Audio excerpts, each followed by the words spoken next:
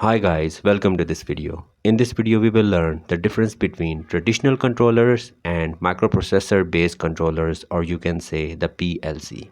So let's begin. Let's start with the understanding of control system.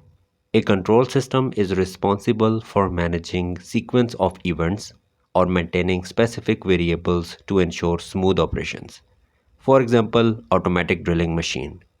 Here's how it works. First, the system verifies the position of the workpiece. Second, it lowers the drill down. Third, the drill starts automatically. 4.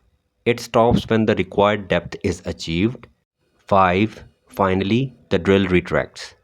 All this happens seamlessly thanks to a controller. Now let's see how a traditional controller will control this automatic drilling machine. The traditional controller basically rely on wired circuits. This right here is basically the circuit to turn on the automatic drilling machine.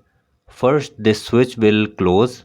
This will activate this relay, and then this relay will switch on the motor, and then the drill starts rotating.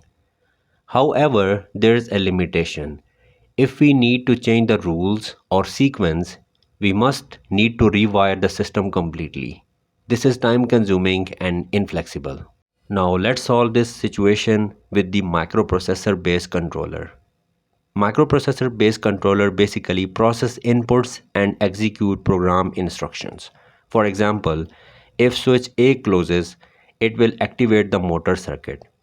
So instead of rewiring the system, we can simply update the software. This makes the system highly adaptable. And the advantage of this system is one controller can be reprogrammed to handle multiple applications, making it more efficient and cost effective.